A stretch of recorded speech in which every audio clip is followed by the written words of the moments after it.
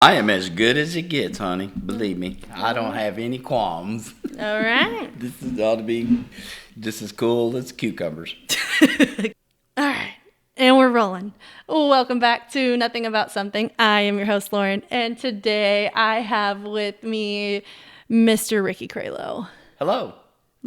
Rick is my uncle, and I wanted to interview him today because every time I come visit you, you just have the funniest, craziest, most outrageous story. There's not a time that I've seen you that you haven't had an outrageous story, so I figured what better way than to showcase it on the show. It's just the way that it is. Funny things happen all the time. You just got to run with it. You're very positive for all the crazy shit that happens to you. Can't change a thing. True. So today's episode is called Livin in Realville. So can you kind of elaborate on that for me? Realville came from Rush Limbaugh. I was not a fan of Rush's. Didn't like him. I thought he was way over the top. Had a huge ego. The more I got to listening to him, it's like this guy makes a whole lot of sense. And if you just listen to what he says, it's real. It's absolutely real. He termed the phrase Realville. He was the mayor of Realville. And I just happened along and said, you know what? I like it. And so I'm going to be the mayor pro tem of Realville. And that's where that came from. True, it is very true. And your lovely wife, my Aunt Fran, we call her Positive Polly because she's always so positive. And Fran is the most positive person that I think I know. I don't think that there's anybody in this world that she believes is bad. Everybody is good, which is a good thing. Sometimes, though, you have to look the other side. You have to look past that. But absolutely, you know, if you get stuck in a rut, being a very positive person can bring you out of that rut. I agree. Real quick. Yeah, I agree. And I think every relationship kind of has their positive Polly and then their Realville person. So you can't always be right and you can't always be wrong. You've got to learn to meet in the middle somewhere. And that's how it works. Yeah. And it flies sometimes. It works real well. You've been in a relationship for a long time together, right? How many years? We're going on 43 years. I've known Fran for 45 years, but we've been married for 43 years. A lot of good, a lot of bad. Don't think that I would change a thing. Again, it keeps me joking, laughing. Her positiveness makes me funny sometimes. Yeah, that's true. That's where we got the episode title from. She sent me some good content to ask you about today, so I'm excited. Here we go. All right, I think I'm going to lead off with some of the things she sent to me because they're pretty great. Okay. Pretty good stuff. Sure. So the whole premise of today's episode is, like I said, Uncle Rick has always had the best stories when I come to visit him. So I have asked around the family, and I have compiled some good stories to ask Rick about. None of these stories I actually knew about, so I just kind of want you to tell me about them. Whoops. Right. Okay. You ready? Go. Yes.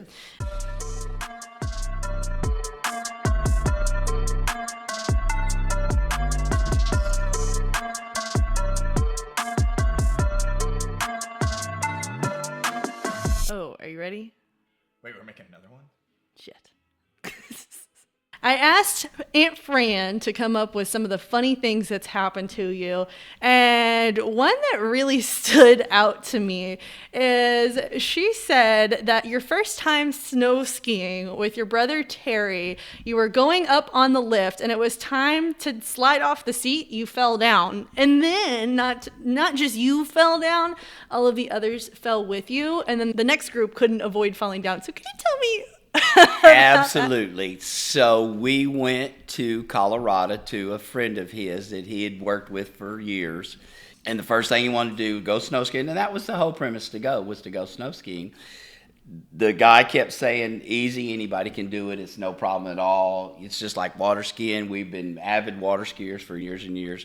The difference is you're being pulled with a rope versus sliding down a hill. So it's a big, big difference.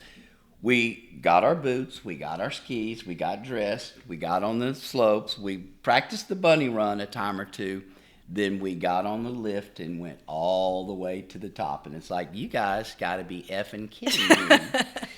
And they kept saying, well, just hold on. And when you get to the top, you will see there will be a little hump. Just put your feet down and stand up like you're going to get off your bicycle or something. Got to the top, went to stand up. My skis, one went one way, the next went the other way. I knocked all 3 of the people on the lift over, and they could not stop the lift in time before the next group of 4 came over, and they landed right on top of us. And you see the pictures of snow skis stuck in the snow and everything, and that's exactly what happened. It's like, you absolutely got to be kidding. So all day long, when we would get to the top, the guy would stop the lift and let us get off so we didn't create a catastrophe all over again. True story, it really did happen. So you went straight from the bunny slope to the real deal. Straight to the blacks, all the way up to the top. And it's like, you got to be kidding me. Oh my gosh. I can only imagine what the people that fell on top of you were thinking. Well, of course, we were from Texas, so we're rock skiers, and it's like, yeah, F you. But what better way of learning to just get up and get it done? You know, go get on it. You can't be frightened of it. And it was funny. We laughed. It was, nobody got hurt. That's good. It was quite a fiasco that morning. So. That's funny. How old were you in this? I was 19 years old. Oh, wow. I was 19 years old. I was 18 years old when that happened. Oh, That was my first trip really away. Terry and I climbed in his car and took off to Colorado. Good. We had a really good time. Oh, that's fun. Have you skied since then? I've skied multiple times since then. We have a big family, and it got to the point to where at Christmas time it was just chaotic. Made the comment to Franny one time, maybe we should go snow skiing. Let's spend Christmas at the slopes. And so we spent many a years in Copper Mountain, Keystone, Lake Tahoe. We've been to New Mexico. We've been down Ruidoso, New Mexico. So yeah, skiing. I've been a water skier my whole life. So it is not a really big difference. Only one you're being drugged, and the next one gravity is taking you down the hill. So. 2 different things. It is 2 different things. For sure. Okay. Well, I didn't know about that. That's pretty funny. That was a true story. All of these are going to be true stories. So Okay. You're the one telling them. So Okay. they're as true to me as I guess as they are to you. Living in Realville, you have to be real. Exactly. But they're going to definitely jump around. We're probably going to go from 19 to however old you are now to back down. We're going to Not a problem. Jump around the map. I can remember a lot of things. All right. Well, the next one she sent me, and I'm just going to read these verbatim and then let you explain to me. But she said that you don't like for cars to sneak in your lane. And when they do, he shows them a 1-finger salute. On a particular time, he was stopped by an undercover cop that he just flipped off. After that encounter, he then shoved his fist into a window, and then the window broke. Well, you have to know my lovely wife. She has a history of ripping me off on a continual basis. So if I've told her something, she has a tendency to repeat it to people that she probably never should have repeated it to. But this is also a true story. This was my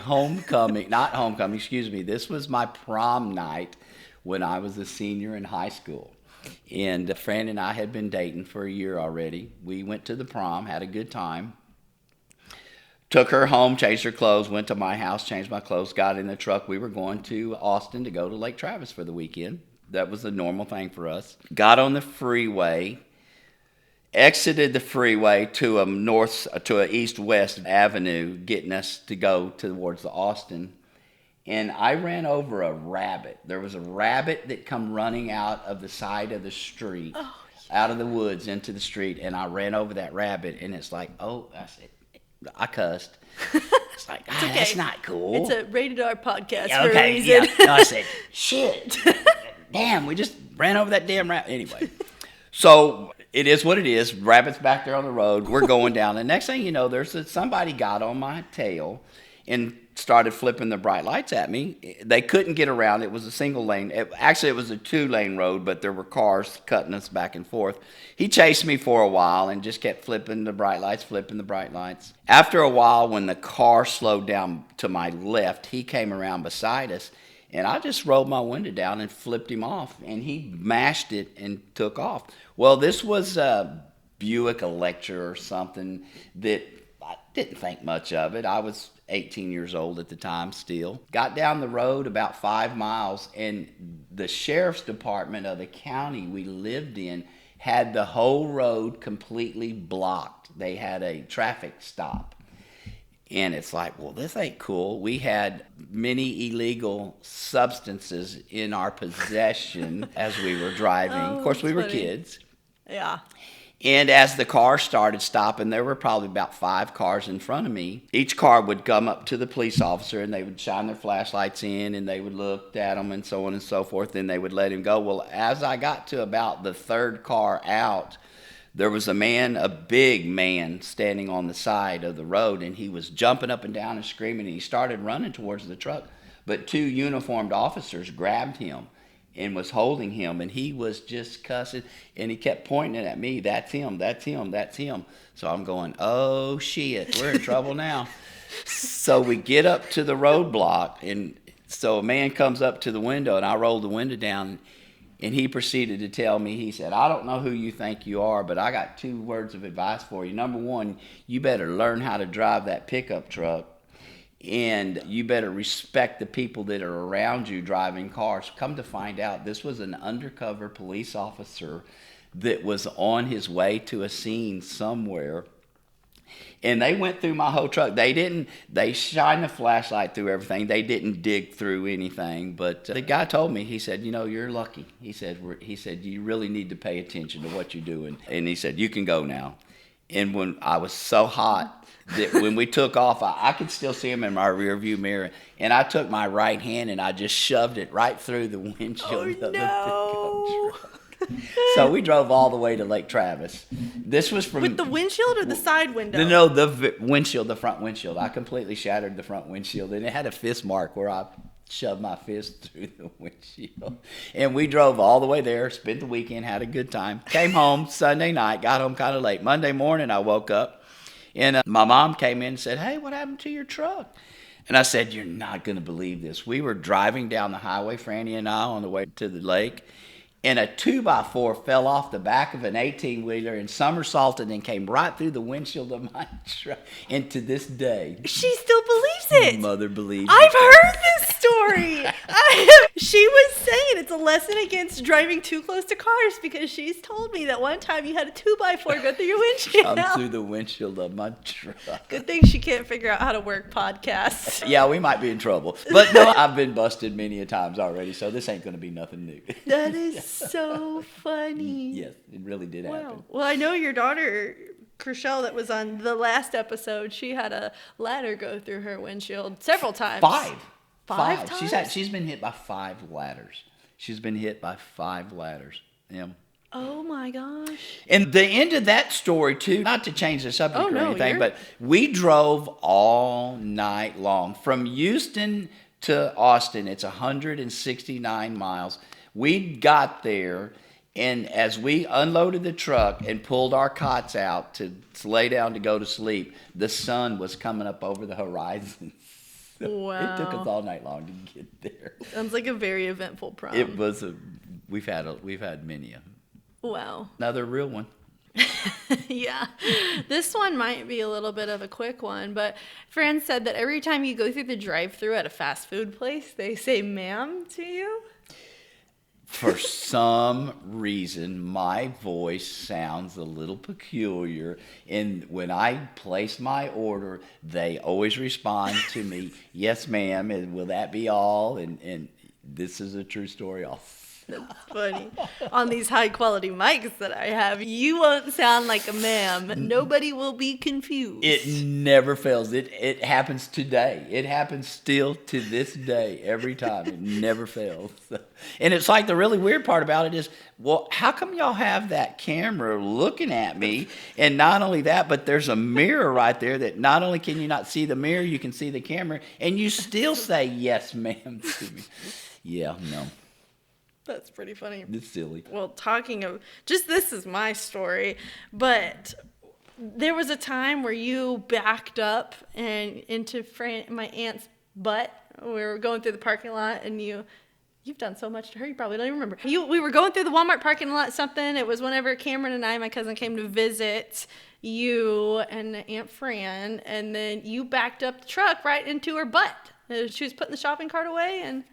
Yeah, I do silly things like that. I vaguely remember that. I test Fran. Just another day. I test Fran a lot. So, yeah, yes, I remember that too. See, you know what? You have to be open-minded. You got to give and take. No two ways about it. I said that earlier. It's a good thing. Playful is a good thing. No harm, no foul. I've never been mean to Fran. So, silly little Realville things, yeah. There's nothing wrong with a good joke every now and then. It's a healthy balance. That's agree. right. I agree. It's medication for the soul. I agree, because naturally I think everybody wants that little cat and mouse game, and so if there's no games, then you're not gonna have fun, and it's just gonna be a dull, boring relationship. So. Absolutely. Yeah, you got to venture out, and again, nothing mean, nothing, but you got to be mischievous at times. You just have to be mischievous. I learned from the best. Yeah, there you go. Well, I'm going to skip over to what my dad said. I thought this one was pretty interesting. He said to ask you about the time that the neighbor's house was getting robbed, and my Uncle Tim came out with a shotgun and a pistol. So how deep do we need to go in this one? Because that's real too. I don't know. So when I left home and moved away for the first time, I was 21 years old. But my work was very close to my parents' house. And so my house was 18, 20 miles away. So I had to drive past their house every day to get to my work.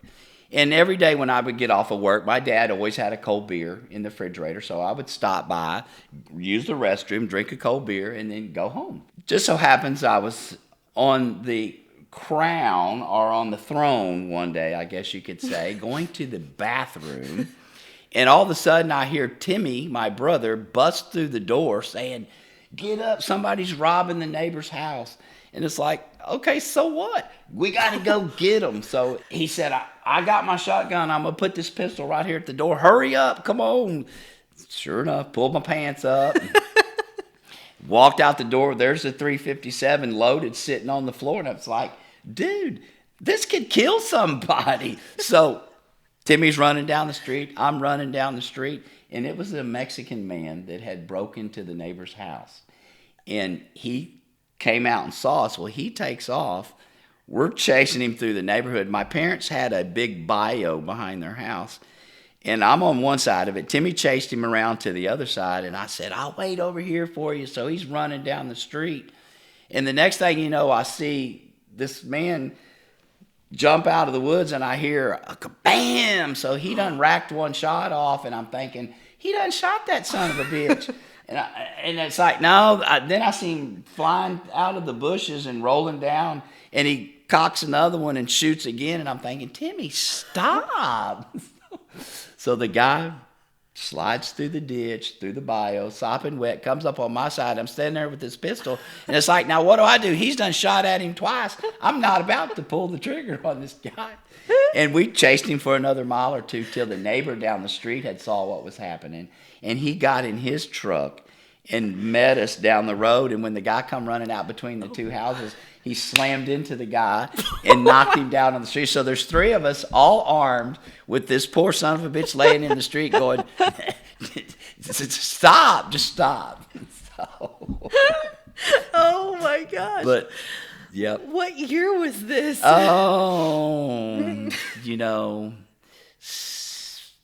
80, early 81, That's funny. Yes. That is so funny. Oh, we've run the gamut. We've been up and down. So the police came and got him. They handcuffed him and put him, and sure enough, when they emptied his pockets, he had all this lady's jewelry. So it was real. It really did happen. But how crazy, two punk-ass kids running around with a pistol and a shotgun chasing this man that, who knows? That would not fly nowadays. No. I think you guys would have gotten arrested nowadays. Everybody'd go to jail. It would have been trouble. It would have really trouble. But then you were kind of a hero, I guess, to an extent. You kind of gave this lady's stuff. Well, and we were friends with them. We've known them forever and ever. But sure enough, and they were very appreciative. And they said the same thing. That was a little over the top, don't you think? And it's like, well, at least you got your jewelry back. So. Oh my gosh, that Yes. is so funny. Yes. Yes. Wow. Yes. Right across the street. Right. Caddy corner across the street from my parents' house. We chased the guy 3 blocks till he ran through an intersection down the street, chased him another 2 or 3 blocks. Probably, if I had to guess, I'd say at least 1.5 miles in total that we chased this guy till he finally, just laid down on the ground and gave up. Another true story. Living in Realville. Wow. At that house, you guys grew up in the same house in downtown Houston, and you lived there your whole lives, right? All of y'all went through the same house? So we moved twice. Since the day I was born, we lived in a 4-plex that was right inside the city limits. Outgrew it. There were 4 of us, kids, and mom and dad. Was a 2-bedroom apartment. So all 4 kids was sleeping in 1 bedroom. No way. And only had 1 bathroom in it and a little small kitchen. So it got to the point to where, ginger girl it's time that we all got to have a different bedroom, stuff like that. So they moved into the house. Don't remember what the dates were. Yeah. But I was elementary school. I was probably pre-K. I probably was kindergarten when they moved in there. So it was way... And that's when it started. I got in trouble the first time when I was in pre-K. Yeah, It reminds me of the movie The Incredibles, of the little baby boy that rolls up on his little tricycle in his underwear, and I don't know what he says, but that I feel like that would have been you. The first week that we were there, I ended up throwing a rock accidentally through the neighbor's bathroom window and shattering their window in their bathroom. The shit just rolled downhill from that point It on. wasn't the same neighbor that you saved later on from being robbed. Okay. No, wrong side of the street. But Oh, okay. yeah, no, yep. That's funny. Well, while you guys were at that house, you dug your own pool, right? That's a memory that I remember you guys talking about, is you dug a full in-ground pool. We dug a full in-ground swimming pool from the day I used to give my parents a hard time. Why don't we have a swimming pool? Why do we have to go down to the high school to go swimming? We need a swimming pool in this backyard. And I moved away, and I came back one day and took a water hose and circled the yard where I wanted the swimming pool. I said, this is where the swimming pool needs to be. And sure enough, we broke ground. 23 days it took till we were swimming in the swimming pool. From the very first shovel that we put in the ground, 23 days later, we were swimming in the swimming pool. Because there were 5 kids working on it. Well, there was a lot of people. My dad had cousins come to work and neighbors come to dig and everything. Drank a lot of beer. We drank a lot of beer putting that. Still drink a lot of beer. Wow. But it was real. And people today say, why? And it's like, well, because it was there, and we did it because. Yeah. And it's all been photographed, so Yeah. there are pictures of from day one to, and the first swim that we had, I don't know, there was probably 30 people in the swimming pool that day. So, How deep did y'all dig? 13 and a half feet wide, 23 and a half feet long, I believe it was, and 8.5 feet deep. It was a big swimming pool. It was a big. You could dive. It had a diving board on it. We should jump off the roof into the swimming pool. And did you concrete it and everything? No, well, yes, there was concrete in it. It was a kit. My dad bought a kit, very cheap. I think the whole total of the swimming pool was less than $1,800, lumber included. Cool deck. There was a cool deck around and everything, which is concrete and sand mixed together, so it wasn't real hot to the touch. Yeah, no, it was quite an undertaking. My dad was pretty sharp. He was a pretty sharp cookie. And we cut all the angles with the shovel. It was incredible, let's put it that way. It was really tough to sit back and go, wow, we did that. And then it lasted for 10 years. It was a vinyl liner. There was a vinyl liner that went inside there. It lasted for 10 years. My mother was cleaning it with bleach one day, and the bleach ate through the plastic liner. And so to replace the liner was twice what the original cost of the swimming pool was. So they said, no, we're just going to fill it back in. So we filled it back in. We had to have dirt and concrete brought back in and filled that hole back in. Oh, well, you had 10 years of fun with We it. had 10 years of fun with it. That's so, awesome. Yep. It takes people longer to build pools nowadays than it did y'all. Sure. To... Well, my 2 kids got to swim in it, so I can at least say they had enjoyed it for a while. So that was That's cool. awesome. Franny sent me another one. She said that you were real young drinking a bottle of bourbon. Pawpaw Jean thought Sandy, your mom, was drinking it, and Meemaw thought that you were drinking it. So basically, your mom and dad argued back and forth over who was drinking the bottle of bourbon, but it was you. Yeah, I guess this is really showing my true colors here because I am just being drug under the bus here. That's another true story. My dad came to the state of Texas at 17 years old and opened an ice house with his brother, a beer joint. Yeah. And so I have been around alcohol my whole life. It wasn't a big thing to me, never abused it, never had any issues with it at all, know when to stop, never been in trouble with alcohol of any kind. So it was interesting to me. I unfortunately liked the way it tasted. And the very first time I broke the seal of that bottle and took a sip of it, I was hooked. Downhill from there. It's like, you got to be kidding me. I would take a sip and put it back in the refrigerator, come back the next day, take a sip, put it back in. It lasted for, I don't know, maybe a month and a half, and it just kept dwindling down, and nobody ever said anything. And I do remember Mother and Dad arguing about it, and Dad kept saying, I don't drink that stuff. Well, who? And finally found out that it was Ricky. How old were you? Oh, probably. I was still riding my bicycle. So. 6 years old. I'm telling you, I can see you in a diaper. Just getting that. Not at 6, but. So they also had another little brown jug. Everybody knows what the little brown jug is. It's got the cork on top of it, and it's got the little hook, and you throw it over your shoulder. Well, my parents bought one somewhere. I don't remember where we were at, but they bought it. And it's like, well, there's got to be booze in that thing, but no, it's for shelf. We're going to put it on the shelf. And so one day, same thing. I went over there and I broke that seal. And I broke it to where when you screwed it back on, the seams lined up so you never knew that it had been broke open. Uh-huh. And I would toss it over my shoulder and take a sip. Because you saw the Beverly Hillbillies doing it, so that's what I used to do, toss it over my shoulder. So that was not my first experience. That is so funny. I remember when I was really little, I think you and Dad let me try some of your beer, and I spit it out on Meemaw's driveway, and I never did it again. You did. And so that's a good thing because... Well, till later in life. Well, sure. And you have to acquire a taste for it. I wouldn't push it off on anybody. I don't think that's the right thing to do. But again, I was around it my whole life, so it was not an issue for me. And later in the years when my son went to college and would call me and say, hey, we could put 3 kegs of beer on the boat and still float the river. And it's like, dude, no, you're lucky you're not in jail. I mean... So you have to draw a line somewhere. And after 1 or 2 or 5, then you're just really wasting your time, I think, personally. Yeah. Didn't he want to shoot fireworks off the boat, too? Or did I make that up? Yeah, no, they did everything. Yes. Broke the doors off, almost sunk it, shoot fireworks.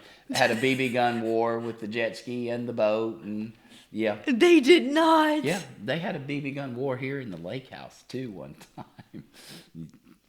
Oh my God. Franny and I came up here, and I don't remember. We're walking in here and we're stepping on things. And it's like, what in the hell are we stepping on? And when you get down and start looking at them, there's BBs all over the place. And it's like, it looks like somebody spilled a bag of BBs just all over the floor. And then you start looking around, well, there's pockmarked holes all over the place. And it's like, hold on just a second. This is not adding up. Well, the true story was the couch was over there, and one guy would hide behind the couch, and the other guy would go upstairs in the loft, and they would shoot at each other back and forth. And oh my gosh. Yeah. He's also going to be on an episode sometime. I feel like he's got a lot of fun shit that he did too. Oh, yeah. Dude, it's got to be the Cralo way. That's crazy. It's always something. That's a joke that we have in our family. Yeah. It's always something, no matter what, from random marriages popping up left and right to seances, you name it, we've got it. That's so I guess the bottom line is, what's wrong with being fun? What's wrong with having fun and being real? Yeah. That's real. That's like people that run from it and hide from it, you feel sorry for them. You just, because it does good. If you let it eat you up inside, then it's going to eat you up inside. You just won't feel right. So Yeah. I'm a firm believer in, I like the facts. I like the facts, period. Don't sugarcoat it. Don't beat around the bush. And if I call you out on it and I can prove it, then by God, I'm going to call you out on it and prove it. Realville. I guess you're really living in Realville whenever you wear your jean shorts to work that have holes in them. That way people can see what kind of color underwear you're wearing. Do you do that every day, or is that just some days of the week? If I have those shorts, I have 2 pairs that are just like that. But you know what? I've seen people wear $175 to $500 pair of jeans that are ripped all over the place. And it's like, those shorts cost me $29. They fit, they feel good, and I don't care. I'm not there to show my underwear. Everybody wears them. If I went commando, then it would be a different story. Well, speaking of which, your son told me to ask you about Papa's funeral after party. Ah, that boy. He's just nasty, that's all. He was just in that. I was wearing a pair of loose-fitting shorts. Oh, so, okay. Were you wearing underwear, though? I don't remember. Probably so, but it just so happens they must have been loose-fitting, too, because my son's saying, dude, close your legs over there because you're exposing the whole world. It's like, only you and your girlfriend would be looking at it. That's funny. She's barking at something. Funny. Little Gracie. There's That's been a funny. lot of true stories. A lot. They're all. People are really ringing you with this one. 63 years worth of trueness. Yeah. Well, now I think people are starting to understand what I mean whenever I say I get to go to Rick and Fran's house and hang out with Rick and Fran. Always a story. You know what? We try real hard to. We just have a hard time saying no. Let's put it that way. We have a hard time saying no. I mean, it's not wild. It's not the Wild West around here, but Lord have mercy, we sure do have fun. I mean, The Wild West. As far as that goes. Yeah. I wonder where I got the saying no thing from. Wonder why I have a hard time saying no for You know what? everything. Wonder where that came from. It makes you, if it comes from your heart, then that's all that matters. True. You know, and if you feel good doing it, then by God, knock your lights out. Word from the wise. If you feel good doing it, then by God, knock your lights out. Absolutely. You know what? I bet your dog's barking at the Polaris. The tires. Remember, she doesn't like the golf cart tires? The Polaris tires. Can we stop?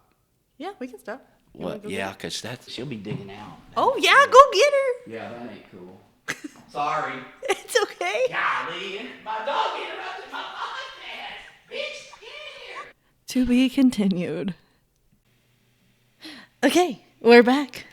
Hello. To go get the doggy from outside so she doesn't dig a hole through your fence. So she doesn't dig a hole through the fence and escape. She's a big-time escape artist. It's always something. Always something. You can't even enjoy a podcast. You can't. Bitch interrupted my podcast. Yeah, that's so funny. Only you, too. I haven't had a single interruption for any of the shows that I've done. It figures, this goofball. Well, let's jump back in with another juicy one. Another one that your lovely wife sent to me was whenever you went your first time deep sea fishing trip and the host instructed you to eat a hearty breakfast beforehand. I didn't quite understand what she said, so I'm just going to let you take it from here. So one of my ex-bosses had a ocean going, or a Gulf boat that they could go out in the Gulf of Mexico.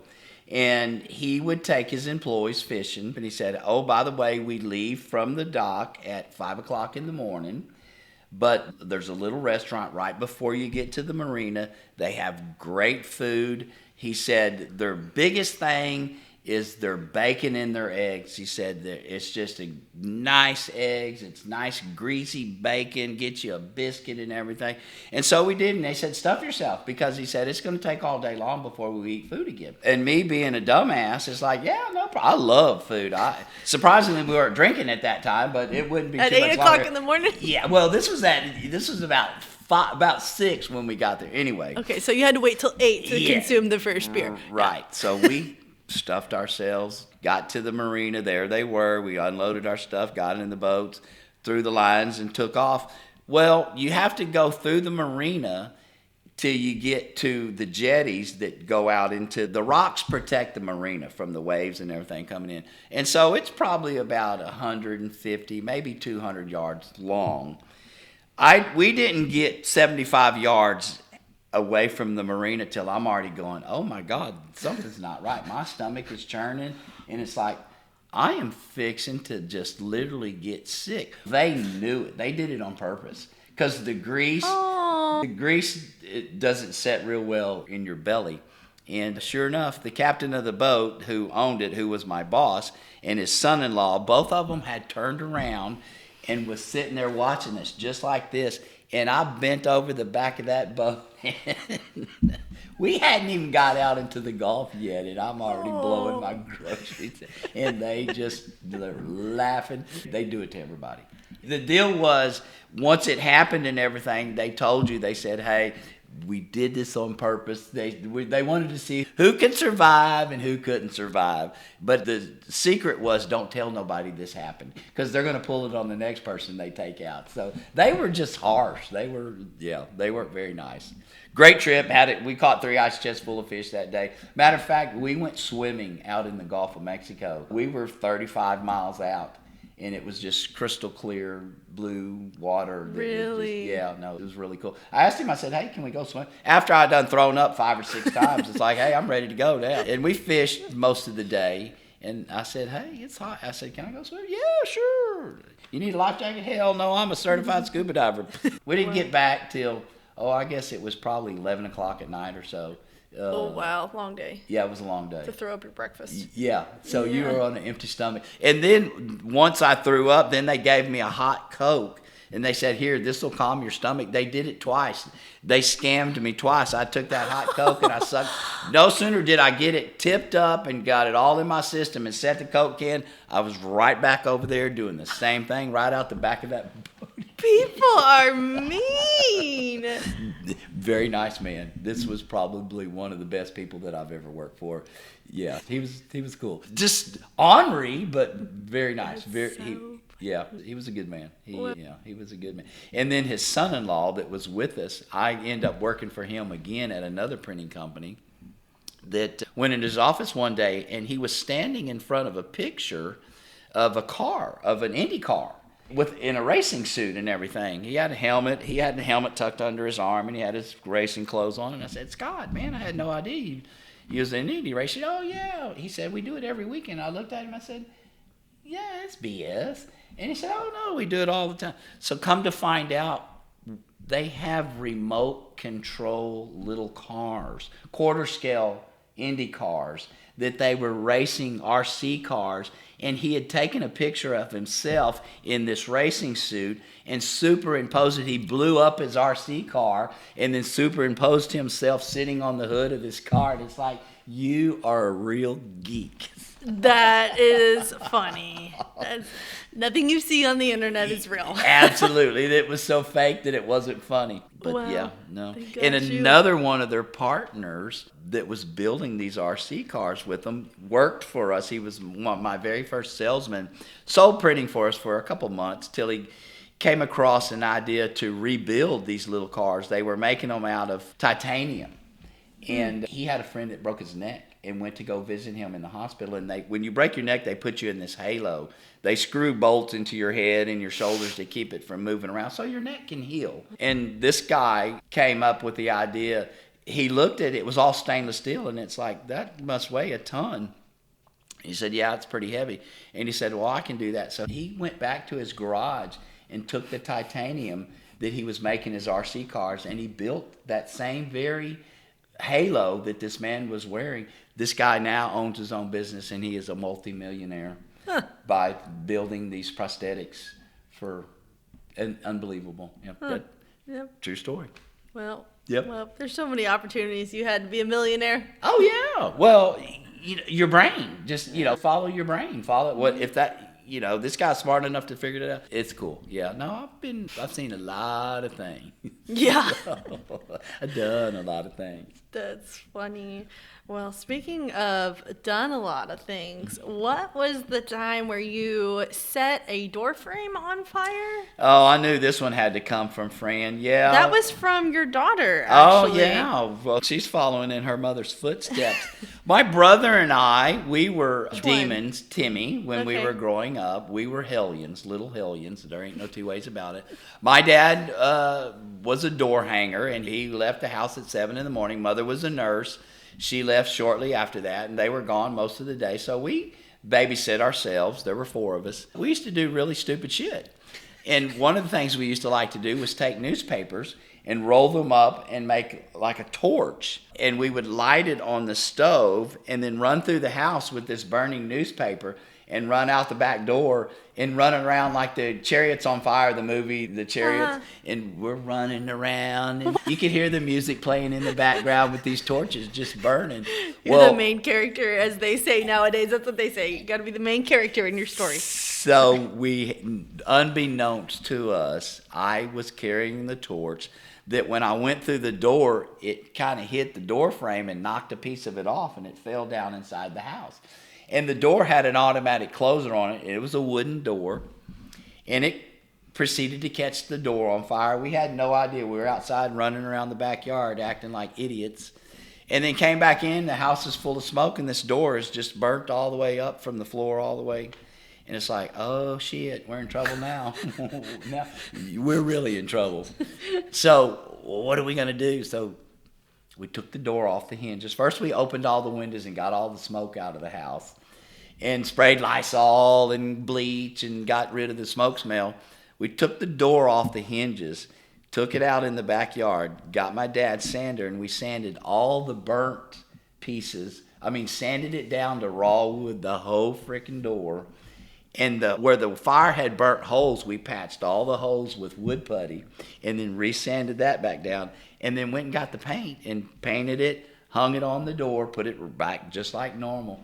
And it's like nobody ever knew. No, they had no idea that we caught that door on fire. This one found out. We were sitting around, I don't know, probably 3 shades to the wind somewhere, and we started talking about it. And so she put it in her memory banks. Well, we were at the house for Thanksgiving one year. Everybody was there, all brothers and sisters. And we were sitting at the kitchen table talking funny stories and stuff. And Fran says, yeah, how about the time y'all set the door on fire? And it's like, what are you talking about? Yeah, when you and Timmy set the door on fire, that never did happen. Well, y'all said it happened, so Mom and Dad are looking at us like, yeah, so tell us about when you set the door on fire.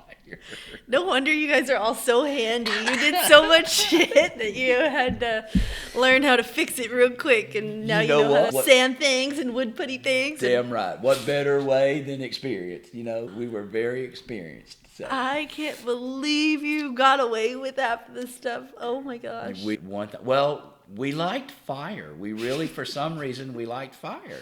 And where our house was at, there was probably a 25-yard path wide that stretched the whole neighborhood from one road to the other, that we got a sock one time, and we set this sock on fire, and we had these big long sticks, and we would pick it up and we would flick it like this, and it would land in the grass, and it would just start burning little piles of grass.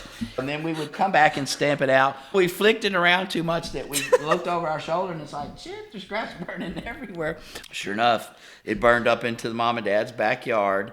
And we got the water hose and stopped that, but we couldn't stop it going into the neighbor's yard. And it burned all the way up to the back of the neighbor's house, called the fire department. And the fire department came out and put it out, and you're naughty little boys and all that good stuff. And so when Mom and Dad came home, and so the backyard's been burned up, and the neighbors burned up, and 3 neighbors over had their yard burned. And it's like, yeah, We did that. So I was like, oh, shit. You know what? When Dad gets home, he's going to kick our ass. There ain't no two. We're in trouble. So when Dad got home, Mother said, look what your boys did. He said, yeah, it's typical boys. That's what they do. Yeah, dude. Oh, yeah, it's cool. So Dad says, y'all go take a shower. So we only had one bathroom. We had two bathrooms, but one was just a commode and a sink. The other bathroom had the shower and everything. So he sent us in there to take a shower. And Timmy and I got in there. Well, we had sliding doors on the shower.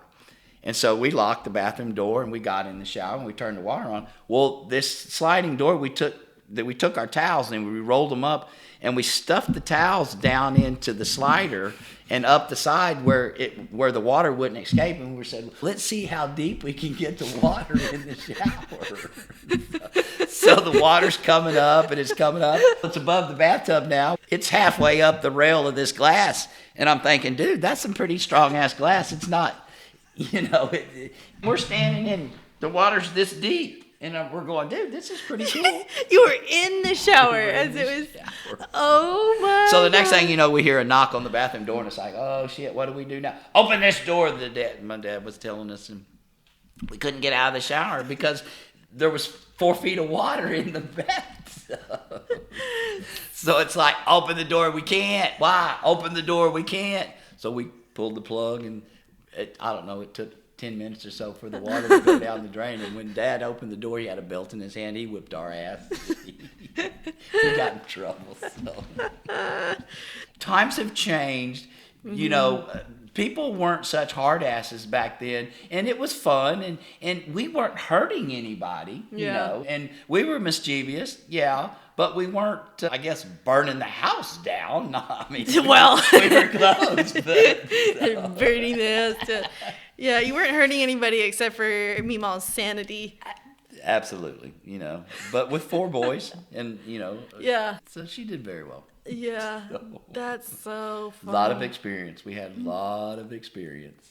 I did ask your mom to give me a story, and one of the ones she said to ask you about was the time there was a robbery at the little store. That's what she said. Robbery at a little store. Robbery at a little store. I know we used to go to the Kroger's. There used to be a big Kroger's around the house by us.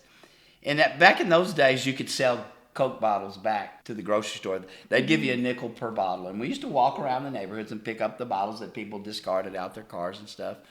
And we would make enough that we could buy a Coke and a candy bar. No problem at all. That was pretty easy. But one day we said, on our way out, we passed the backside of the Kroger's and they have this chain link fence that we went over there and we looked and we said, look at all those Coke bottles.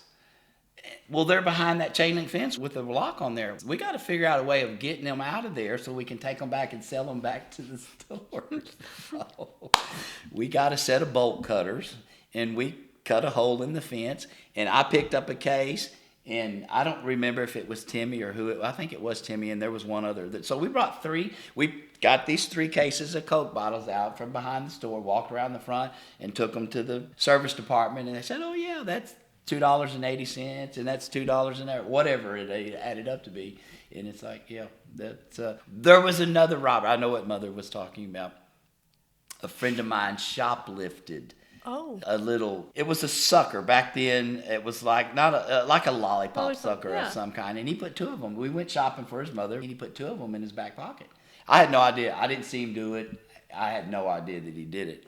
And so we walked right out the front door. Well, the next thing you know, there's a man coming and grabbed him by the back of his shirt and picked him up off the ground and said, you're not going anywhere. And they grabbed me by my arm and took me back in. It's like, dude, scared the dog shit out of me big time. It's like, what in the world? So he had stolen these lollipops and put them in his back pocket, and they watched him do it. That's probably the robbery that she's talking about. That's funny. You were not a part of the robbery. No, I wasn't a part of I wasn't a part of the robbery. No. That's funny. No. Out of all the things that she could have said, that's what she. That's kind of weird. That stuck in her mind. I know that there's been. That's a good one. That one kind of slips my memory banks. I don't. Other than stealing the Coke bottles, they took us in and set us down in the chairs, and they showed the video cameras. Look, there he is. He's right there. Look, he picked him and stuffed him in his backside. There you are, right over there too. And I said, yeah, but my back is turned to mine. And they said, well, you're right. You get out of here. And they let me walk, but I went home and said, I was almost crying, I think, and I told Mother, I said, they got Jimmy down there. They're called the cops. I'm like, what'd he do? They said he stole some candy. Did he? I don't know. I didn't see it. So, by the time my mother got back down there, his parents were there, and they, tapped him on the hand, and we were just dumbass kids. Well, the next one from your son, Carl, this one I think was pretty PG, I think. He said to ask you about the time that Fran made you ride home in the back of the truck from the woods. Oh, Lord. Oh, Lord. Well, so if we're going to really go that deep into this spot. He only sent me two. Don't worry. That was So we had gone to dinner at a friend of ours' house. And for some strange reason, and I don't know if this is just a Kralo trait or what, several of the Kralos that I know have an issue with their bowel movements. And we had gone to friends of ours, and we ate and drank, and it was all good, just socializing with them. Got ready to go, see you later. We lived probably 2 miles from their house or so. Backed out of their driveway and took off down the street and was on the road to our house. It just happened to be there was some woods on either side of the street. And I told Fran, I said, I got to go to the bathroom. And she said, we're out of home. And it's like, no, I have to go to the bathroom now. Well, they didn't believe me. And before I could get the truck stopped and get out, it's like, that shit's already coming out and it's running down the backside. Oh, no. How old were you here? Oh, dude, Chriselle and Carl was born, so I was in my early 25, 26 years old or whatever. Sure. And so Fran said, you are not getting back in this truck. You sit your ass in the back of that truck all the way home. So I had to sit in the back of the truck all the way home. Oh my gosh. And to be real honest with you, that has happened multiple times. So, I am not afraid to stop on the side of the road and go to the bathroom. Oh, that's so funny. Especially, I had a kidney stone removed. And since I had that kidney stone, it seemed like everything has really started to go south. I found out that I was lactose intolerant, which really... I think I am. It sucks. Yeah. I mean, because you can't drink milk, you can't do sour cream, cheeses, a lot of cheeses and everything. Yep. But it goes right through you. It does me. I can only speak for myself. I think I'm right there with you. I think I'm starting to figure out what I can and cannot digest, and I think that's one of them.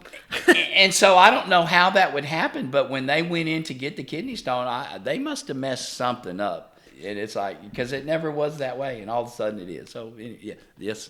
I carry, and I know this is really funny, Realville. I carry a roll of toilet paper in my truck. I saw that. You just thought I was kidding you, didn't you? No, whenever we went up to your work a few weeks ago, I think I either saw it or asked you or something. That is so funny. Because you never know. I mean, and especially nowadays because... they've closed down roadside services. Very few convenience stores have restrooms anymore or gas stations that much. Really? Yeah, they're coming back, but there was a point to where, it's kind of, because there's so many vagrants and everything now on the side of the street. That's what they do. They hang out in front of your place and they shower and they use the restroom in their businesses, and it's bad for business. So it makes it bad for everybody. I know that's weird. I feel like you're not the only one to have that story. I think pretty much everybody in the family has some sort of story to that nature. Timmy, one of Timmy's first bosses. Matter of fact, Timmy's first real girlfriend's dad. Hold on. So your brother's first girlfriend's dad? Had the same, yes. Okay. Had the same situation. They were fishing in Galveston on the pier. And it's It's a mile. You walk a mile to go out there to go fish. And he had to do the same thing. And Timmy told us the story. It's like, you got to be kidding me. At least on the beach, you can dig a little hole. Yeah, no, you're on a jetty. You're on a rock jetty. Oh. And it's like only 15 or 20 feet wide. So from here to the cabinets over there. And so there's people all around, and it's like, oh, there ain't nowhere to go to the bathroom. So the bathrooms were way down there. And Timmy said he took off. He started walking. He walked a little bit faster. He said by the time he turned around, Charlie was running, and he didn't make it. Yes. My gosh, that's so funny. So as we're going south here rapidly. Well, I can bring us back up a little bit. I think I only have a few more. That's probably the worst because it came from Carl. So okay, that's cool. He said that he was going to think of more and never got back to me. So I think he got off clean. He's a busy person. So another one from my Aunt Fran. She said that the first time in your lake or in your boat, Rick was showing off how to do a cannonball in the water. Since it was our first visit, we didn't realize we were on top of a rock quarry. So one of the first times we came up here to the lake with the neighbors across the street, we took the boat out, and it was full. Fanny and I don't remember who all was with us, but they said, well, you can get out into the river from our lake here. There's a couple of cuts. So sure enough, we said, well, let's go. Our boat, it's not a real low draft, so it can go in shallow water. And it started getting shallow and shallow. And all of a sudden, we got stuck. And it's like, well, this ain't cool. So as many times as I've been around a boat, I figured out a long time, you just don't jump in feet first because you never know what you're going to land on. So I always jump in and land on my butt because you don't. Because that's better. Well, because you don't sink so far into the ground. Okay. Okay. You see, so your buoyancy, it will keep your whole body this way, floats a whole lot easier than if you're going down like this. Fair. And when I jumped in the water, there was a stump right just below the surface of the water, and I almost impaled myself on this stuff. And it's like, you know what? This is really not cool. That had to have hurt. It hurt major. Oh. It hurt major. I was very lucky because it just hit me on the side. It didn't another inch one way or the other, and it's like, yeah, this would have been a permanent colonoscopy forever. That must have been a suck and win type of situation. Yes, it hurt majorly. Oh. I've had pain in my life. I've had lots of pain in my life. That's but pretty bad. yeah, that one was pretty tough. Pretty bad. It was pretty tough. And it didn't unstick the boat, so I had to still figure out how to unstick the damn boat. Oh, that must have hurt watching. I was bleeding, and it's like, yeah, this ain't cool. No. Well, I've got one more for you. All right. All right. The last one that I have is something about you golfing with your brother Terry, and you teed off and the ball ricocheted off a sign and a couple of golf carts. So my brother was an avid golfer, still is to this day, and he used to play golf 7 days a week. Really? And would always beg me, hey, let's go play golf. Let's go. Dude, I have a job. I got to work. Mm-hmm. Well, it just so happens that I wasn't working at this time. And I said, sure, let's go play golf. So we got our stuff, went out to the golf course and everything. One of the first holes, second hole, I don't remember what it was. And it was pretty busy. Golf courses are always pretty. Got out there. It was just Terry and I playing, but there were people behind us. Teed the ball up. Terry teed up, took his first shot, knocked it halfway down the course. So it's my turn. I tee it up. Take a big hack, and the ball, instead of going forward, the ball went directly behind me and hit the tee box marker that tells you what tee and the distance. Well, when it hit that, it ricocheted off of that and flew all the way over to the cart path where there was two other couples sitting there waiting. And the ball hit the windshield of their golf cart and fell straight down right there in front of their golf cart. And it's like, Terry said, you got to go over there and get your ball and try that all over again. I said, no, that's all right. I'll just tee another one up. True story. Aren't golf balls real expensive nowadays per ball? Yeah, they're more expensive than what they should be. Yeah. But we've lost a ton. I broke a window one time playing with Carl and some of his buddies. Showing off. It's like, watch this. Break out the damn window. Yeah. True stories. Realville. Yeah, Realville, living in Realville. Is there anything that you thought that I was going to ask you that I didn't ask you? Lauren, there's so many funny things. There's so many things that my life has seen that nothing really surprises me anymore. My dad says that all the time. He goes, nothing surprises me anymore. You know, again, if you can't laugh, then shame on you. I mean, laughter is the best medicine. I firmly believe that. And things are funny, and then things are stupid, you know. And then there's things that you probably shouldn't laugh at, but you laugh at them anyways. Oh my gosh. Maybe this is your big break. Maybe somebody's going to discover you and be like, we need that man on a comedic stage. Yeah, no, I think I would fail. These are real life experiences that, and you know, it could be, you know, what better way to have a real life experience as far as that goes. But it makes you feel good on the inside. I don't have any regrets. I don't have any reason to look back and say, well, you know what, that was pretty stupid, but by God, it sure was fun. I can say that I can definitely live through you with all that fun stuff. I never did anything too crazy like that. Nothing gained, nothing earned as far as that goes. I mean, it is what it is. Kids these days will never know, I guess. Well, just the iPads and... Yeah, and our society is so dumbed down. It's just crazy. It really is. I kind of feel sorry for kids nowadays. They just... A lot of them don't even venture outside the house to do stupid shit. I mean, as far as that goes. Yeah, that's true. So, no saving their neighbors from a robbery, that's for sure. You know what? Most kids would turn and run. I don't know, though. There's kids now that have a lot of weapons, and yeah, it's kind of scary. I mean, there's been a lot of ugly. Yeah. So you take the good with the bad. You split it right down the middle and say, hey, I had a good day, and I'll wake up tomorrow and do it all over again. Living in Realville. There you go. Yeah. Well, thank you so much for coming on the show. You know, I thought it was cool. Thank you. I think this is a pretty cool thing all the way around. And thank you. What better person than to see you do it, Thanks. I think. I mean, you've always had a special place in our heart. Believe it. So, yeah. Thanks. Thanks. I appreciate it. We wouldn't have it any other way, and you got to know that. That's true, yeah. Yeah. You're my godparents for a reason. You'd be stuck with me. I don't have an issue with that at all. We would be hellions all the way around, Yep. for sure. Yeah. You and the red hair, no problem. Yeah. I love Well, we're going to have to maybe do a part 2 sometime. Sure. I think You know. that'd be fun. No problem. I think- You're welcome. You're very You know what welcome. we need to do is take this on a cruise and Well, that would be cool, but that sounds like trouble because once we start drinking, yeah. This is a silver episode. yeah, things slip out that shouldn't slip out. Yeah, just as long as it's not out of your pants, right? Yeah, that too. Yeah. Thank you all for listening. If you have a minute, if you haven't rated and subscribed, this is the episode to do so, because I bet you this is probably one of the funniest ones we were going to have for a while. So make sure to save this episode, download, follow us, do all that fun stuff, and share it with your friends. Absolutely. So, yeah, you got a lot of those. So, And I wish you very much success. well, thank you.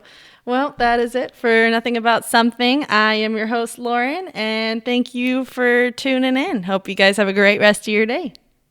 Bye. You You're say awesome. bye? Bye. Bye. Thank you, Lauren. Bye.